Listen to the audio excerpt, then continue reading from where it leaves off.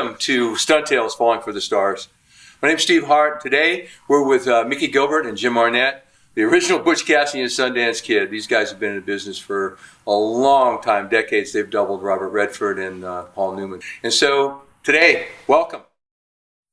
Jim doubles Paul Newman, and Mickey doubles Robert Redford. And the first movie you doubled him on was Butch Cassidy and Sundance Kid, right? Mm-hmm. What about the fall? Talk about that fall. Well, number one, Jim got me on the show because he was running Butch Cassidy. And the fall on Butch Cassidy, they had another guy there. I'm not going to mention names, and he was working as Redford's double. Mm-hmm.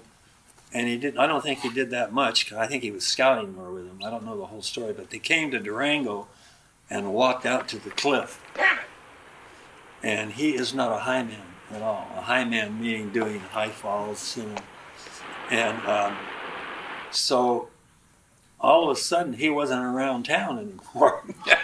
Well, and the water, you know, when they scouted it initially, they went up there in what, May?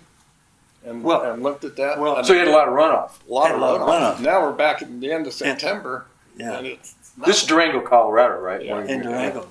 And so I walked out on the edge and looked down at the river, and it's just boiling. There's big boils of white water. I'm just thinking, who picked this? And the director was there, and I said, hey, George, there's no way you can do a jump here. I said, I'd kill myself. There's probably big boulders under there about 2.5 feet. I said, I need around 20 feet, you know. I said, the height is fine, but no, we can't do it. How high was the cliff there? Probably 100 or more? I think it was about 120. 120, okay. Yeah. But anyway, so what do you mean? So he walked out to the edge and looked down and said, that's gorgeous. I said, yeah. It's a one-time deal, and then I'm dead. You know. You'd like to cash the check, right? Yeah. So they started believing, because I think they thought I was full of shit, you know, trying to get out of doing it. I don't know what.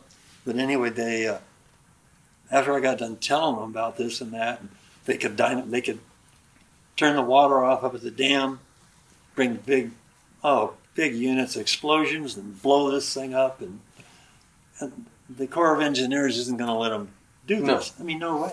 So anyway, so they said, okay. So should I tell them how we did the jump? Yeah. Please. Okay. So it was a beautiful gorge. So they went back and they took a photograph of the side of the cliff. Yeah, way back, and took a picture so you see this going down to the river, right? And they blew it up and put it on about a 10 by 12 optical glass. And so I found a place out at the Paramount Ranch, which was just a pond. And we brought a cathode out there, and we dug it down, made it real deep. And then I got some generators with big 4-inch hoses and weighted them down inside and blew air in there. And then up above, it looked like the river. But it not only helped the camera, it helped getting into the water, of aerating it. Right. And so they took a camera and set it next to the window, the glass, and shot through it. Well, they had to take me way back and keep raising me as they took me back to diminish my size to put me on top of this cliff. And you did it with a guy, Howard Curtis. Howard Curtis. Yeah, he was a real experienced high diver. Mm-hmm. Parachute guy. He was a parachute. Yeah. In fact, he got killed. He got killed doing a parachute. Yeah. But anyway, go ahead. So anyway, they kept taking us further back and further back. But the further back we went, the higher we went. Pretty soon it charged. I think this is high enough. Because it's only about 18 feet there, and, you know. 80 feet in the air at that point. Huh? 80 feet in the air. Yeah. 80 feet? It's big. I got out of the hospital the day before that, and I went to watch this. And what were you in the hospital for? Well, stupidity, basically. Stupidity? He was doing a high fall, too. Oh, okay. We did a little high fall to shoot out at the end, and I was one of the Bolivian cavalry guys. Yeah. And make a long story short, we bought boxes in Mexico City and built a catcher out of cardboard boxes. And I went through them like they weren't even there, and lit on my butt, and I got compression fractures, and broke my pelvis. And so anyway, Gilbert came over and gave me a hand, and I got up, and then I thought, well, somebody else came over and sat down on a box. I don't remember who it was. And the box just collapsed. And so we looked, and he looked, and he said, you know, there's only three corrugations in an inch here. Yeah, Literally like three. So it's like paper. Sheet boxes, yeah. And ours have like 15 in an inch. So anyway. But you got out of the hospital and you went over. Well, we were in Mexico at the time. Oh gosh. So they took me to USA Hospital the next day in Mexico City, and the guy said, yeah, you're going to be here a while," and I said, "You know, I don't think so. I think I've been up for 24 hours now. I'm going to get on an airplane and go home." So I did, and I was in Sherman Oaks for I don't know about 5 weeks. Yeah. Wow. So anyway, so you did the jump. So we did the jump, and everything went fine, you know, and it's just very real looking. It was really. It's one of the best things I've ever It was seen. a hell of a match Amazing. shot. It was great, and the dialogue really that preceded it, you know, everything, it really set it up. And Redford saying, you know, I can't swim, and Newman saying, the fall will kill you. Exactly. Now you guys had to have. They had to do some. Did you guys do the? Did you build a catcher up there for them? Yeah, in Colorado. They jumped off some rocks, and it was looking down the gorge, so it's really set it up. And then we jumped in the river and did all the. You guys went back and did the river stuff later. We or didn't go something. back. We did it right then. Right Well, there. you did that because you had only like a mile of the river you could work with or something, or less than that, didn't you? Were you doing the float down? They picked a spot, Yeah, and it was pretty good. It There had were a some lot of pretty little good, high falls and stuff. little boils in it and stuff. Yeah. Okay. And then, of course, there's the boxcar. Oh yeah, the boxcar. That about killed us. So This guy, no names, but there was a mile of primer cord in this boxcar, and they built the boxcar totally out of balsa wood. So, needless to say, it came apart. And there's a still picture there was a camera pit behind us about 20 feet. Oh yeah. didn't they try to make you guys closer first? Yeah, Well, yeah, they wanted us closer. Well, they had the cameras about 15 feet from the boxcar, and I walked on and said, "What are you guys doing?" Well, we're here. It's going to I said, evaporate. "Well, I'll tell you what. We're back there about 20 feet. So what are you going to do? Just shoot the boxcar?" That's what we're going to do. We're not. Are you kidding me? It'll kill us. If we're there, it's going to blow us. And we just was just accidentally found out how much primer cord was. Oh yeah. How'd you accidentally find out? We asked. And then we went And then you went down and checked it out? Nobody came and said, "Hey, there's a lot of primer cord in here." No, it's just something we found out. There's a still there's a 4x4 with a big piece of steel, a hand piece on it, that's going right between us. It's the explosives turned us around, and we're not in the air yet, but we're turned. Then you cut your head off. Yeah, and it was going right between us. Well, you told me, you said that you had the wardrobe on, and wasn't there plastic? Yeah, I had corduroy wardrobe, and from the plastic windows in the boxcar, it was all melted all through here. You know. Oh, man. But even as far as we were back, it still blew up. The concussion blew us back. Wow. We ended up almost at the camera. Yeah. Wow. We're talking about, you guys are having lunch after the boxcar? And what was it about Yeah, the we're money? sitting there having lunch, and people are looking up in the air, and we looked up, and there's money, the fake money, it's 200 feet in the air, floating along. That was loaded in the boxcar. Loaded in the boxcar. That's what we could have done. Use enough dynamite there, Butch? The other moment that you guys were talking about is the reveal of the super posse. Oh yeah, who are those guys? Who are they when they're coming out of the boxcar? Yeah, that was a good Now, how'd you scene. guys do that? Well, I started with some horses at Fat Jones Stable, like 6 weeks before we started to shoot. And to jump off a 4-foot platform, which was about what it was coming out of the car. And we had 8 horses that would jump off of there just lickety split.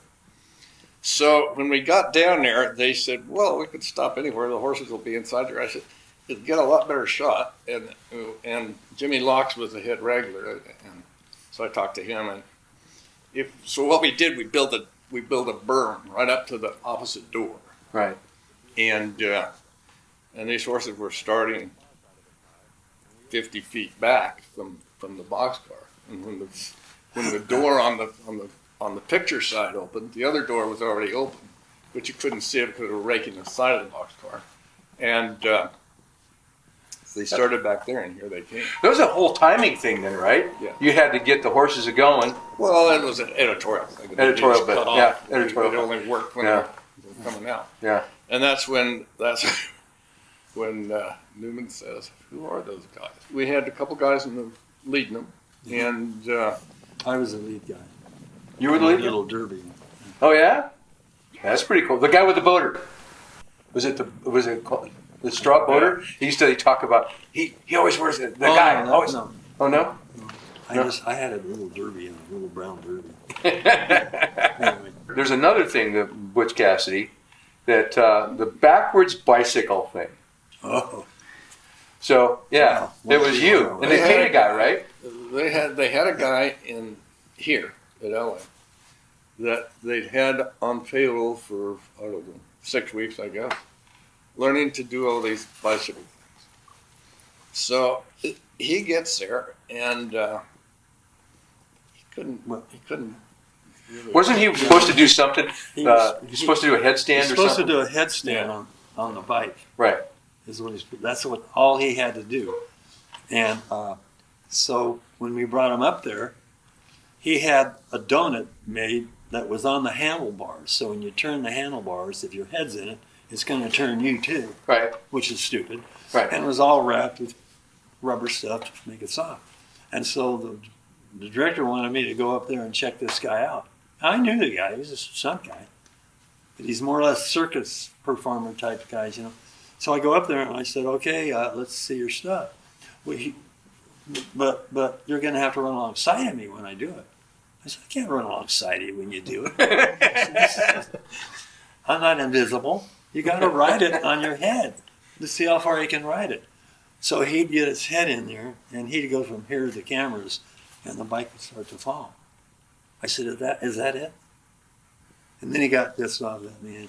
He said, "Well, they didn't tell me." I said, "Hey, you were supposed to train to ride this on a headstand, and you can't do it. So I'm going to have to tell the director what's going on, And number one, I don't know why you put this stupid donut on the seat, on the handlebar. You should have put it on the cross thing."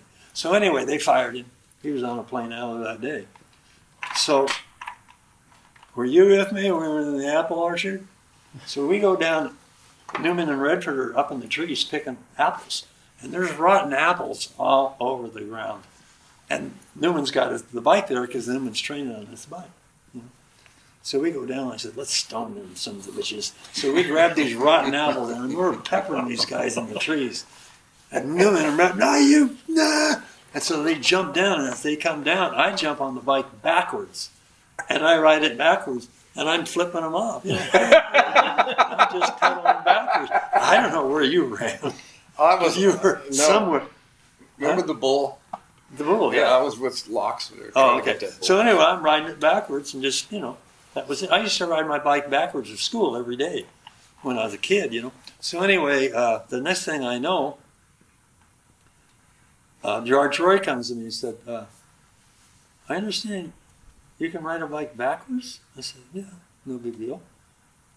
"Well, what about doing a headstand?" I said, "George, when we did the river stuff in Colorado, I got a real bad ear infection, and I got to eat through a straw. That's what I've been living on for a week. I can hardly open my jaw." So anyway, he said, "Well, backwards, huh?" I said, "Yeah, I'll put a handbrake on it, so I'll ride it backwards, and then I'll go through the fence, and there's a little hill there about 3 feet down, when they go down that hill, hit the handbrake and just flip it over on top of it, right where the bull is. Well, that'd be good. Well, it probably wouldn't even look good if he was riding his head. He's doing a headstand. I said, well, Newman's not a circus performer. He's a bank robber. Yeah. But, riding it backward, you could probably get away with it. And so that's what we did. That's very cool. It was a lot easier to cheat with the actor. Oh, yeah. And the whole point was that this bull then comes after him, and the bull didn't want to go after anybody. Right. The Ferdinand the Bull. Right. Yeah. But didn't Newman do? He rode the bike himself. That's him. Standing on the seat. He did it all. Yeah. Yeah. Except for the backwards thing. Except for that, yeah. He had it down. Very cool. Mm-hmm. Excellent. And they're riding around in front of Redford. Now, when we were chatting, you said one of the projects that you really, really liked was Last of the Mohicans. Yeah. And you directed second unit on that, right? Yeah. Yeah. So, what about the Last of the Mohicans? What was? Last of Mohicans. It was a killer show. I mean, we had 500 cavalry soldiers and Indians, 250 Wow. on each, or 300. And this one story I want to tell you about it was hardly any of these people were trained. They weren't stuntmen. They went all over the United States to pick them. Some in Mexico too, to pick these people, Indians and soldiers. So there's no way I'm going to be able to handle all that, training all those guys. And so I had these other two guys that Michael Mann, who was the director, whom I really like. But he is one tough son of a bitch. But anyway, he had already brought in a couple of different people to work with the Indians, and they were teaching them kicks, body kicks, jiu-jitsu, and then he hired another guy who was a real regimented soldier guy, who had been around for years, to train all the soldiers. And they all had different areas, they were miles and miles apart, so they never knew each other. And so I'd go out there every week, and I'd just see what's going on. And I'd told the guys training for karate, I said, what are you guys doing? Oh, we're showing them this and that. I said, Indians knew nothing about martial arts. These guys used tomahawks and knives and slash, stab, Brutal spears. stuff. I mean, it's all brutal. You got to change your way. This isn't going to work. I said, when I get with Daniel Day-Lewis, I'm going to show him a few spins and things like that. But no, all these guys are just out there hacking and doing their stuff, So now I go over to the soldiers' camp, and this guy's talking to these guys. Now, when we get in there and fight these guys, I mean, you're going to hit them and knock them down and kick them. Okay, so I just let it go. So now we're going to have a big rehearsal day. And I line up almost 500 people. And the Indians are on this line, soldiers are on this line, right? And I had these speakers all over the place. I said, okay, this is what we're going to do. They had the Indians and the soldiers hating each other. I mean, they're frothing at their mouth wanting to get out there and attack each other, coming across into each other. I said, okay, here's what we're going to do first. And if you don't do this, you're fired. This is what we're going to do first. I'm going to go 1, 2, 3, and everybody's going to walk forward, and you're going to shake hands, introduce yourself, and give each other a hug. And they, what? And all of a sudden they went, I said, we're not here to kill each other. We're just here to make a movie. And everything we're going to do is fake. And that's what we're going to work on, is all these fake movies. Oh, wow. Well, they were so relieved, Yeah, they did. They all had lunch together. What other stuff? What other things happened on? Well, one of my sons had to do about a 90-footer high fall. Oh, yeah. And we're right on the mountain, on the side of the mountain. And there was a ledge here, which is about 20 feet. And then off the end of this ledge, it went down about 700 feet. So I've got him up here about 80 feet on a little ledge. It's only about this wide, right? Wow. Yeah. And so we build this catcher that's out over, like this would be, he's coming from here, and the airbag is going to be here, but it extends out over this 700-foot drop. And so he's got to nail it perfect, you know. And so he's up there, and he's got some pro mountain climbers with him and all that stuff. And I'm watching him, setting up the airbag, doing all this stuff. And I'm watching him, all he's doing is talking. He's not concentrating on what he's going to do. I said, hey, Lance, yeah, are you good with this? Yeah, let's do it. I said, no, you're not ready for this. So I'm going to send a couple of camera bags up to you so we hoist them. I said, okay, let me see you drop this bag, just like your body. So he goes like that, throws it out, catches the edge of the bag, you know. Wrong spot. Which would have, you know. Would have pushed him over the cliff. So that's what you're going to do? No, let me try another one. No, don't even think about trying another one. When you take your hit, I want you to go straight up and come straight down. I don't want you pushing off. And don't be bullshitting with those guys up there. Start thinking about what you're going to do. You know, it's a long ways down, and you ain't going to make it if you miss this bag. One of the things that people don't realize about doing high falls is that when you do high fall, if you push off, you push off even with your toes, it pushes you out. But further out, it takes nothing to get out 20 feet. Yeah, because you'll come out like that and you'll fall, and then pretty soon you'll reach maximum and away you go. Set an angle. Woo. Yeah. Yeah. I said, so think about throwing your head, but push up off your feet. Do not go out there. I'm telling you. How'd it go? Or you're not going to do this. No, I'm good. Cool. No, he did it, but he still pushed off a little, and he hit about 3 feet in from the edge of the bag. Wow. And he went through it and through the second stage and all that. And I helped pull the bag open. I said, you just about bought it. Oh my How goodness. stupid you are, you know. I hope you learned from this, buddy. Stunt coordinators weren't always around. There wasn't always a stunt coordinator. And how did that all come about? Well, there was one guy, his name was Johnny Daheim, and he was Universal's boy. And he did all the hiring. I don't know if you knew. Do you know John? Mm-hmm. And he would hire stunt guys to come in on different shows. He was running everything there. And he wasn't what I call a stunt man. I mean, he could do a little thing here or there, but he wasn't a big-time guy that did a lot of stuff. So it started with him, and then I don't know where it actually started. I know on my side of it, I'd go on a show, and there wouldn't be a stunt coordinator. And I would go to the director and the assistant director, and I said, hey, listen, you know, it'd be so much easier because I'm doubling the lead, if I could just pick the guys I wanted or the girls and this and that and bring them on the show. You're going to need 15 people. Let me get them. Let me hire them because I know who's who. Oh, okay. So that kind of started me as a stunt coordinator. And there were some guys at ADs that didn't want to do that. They still wanted to control. They wanted the power. Yeah. But And her sister, her big sister, was a big-time stunt girl. I seen her. We're talking to Earlene Epper over here, offside. Arlene. And I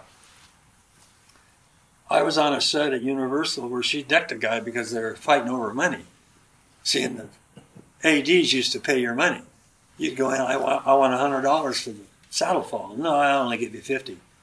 Well, it's not up to him, but they took advantage of the ADs, and pretty soon it got to be a lot of fighting, not fist fighting so much, but just argue.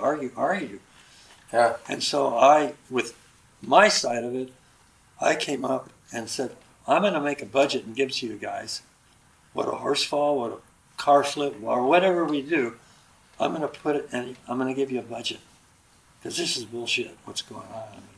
And then I don't know how you came into it, Jimmy, with all that.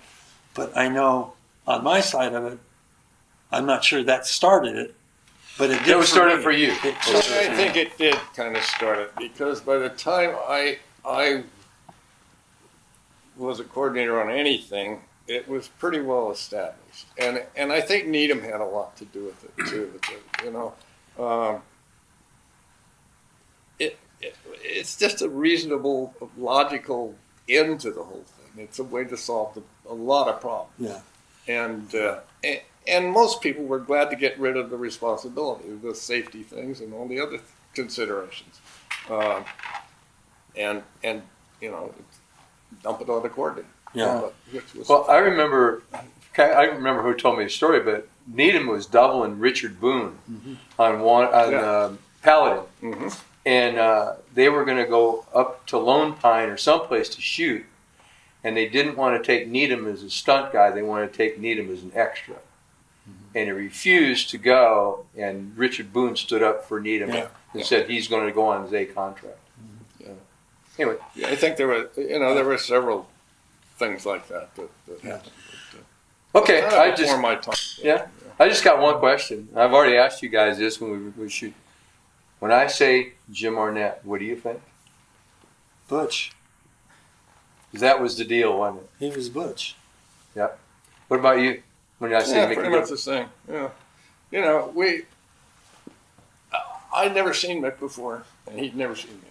Yeah. And we just hit it off right away. Yeah, we did. We off. From doing things A few that crazy had things nothing to too. do with the show. With the show. Like to get the hotel to turn the music off at night so we could sleep. They wouldn't. So we climbed up and pulled all the wires out. We unplugged every speaker on the roof. Yeah.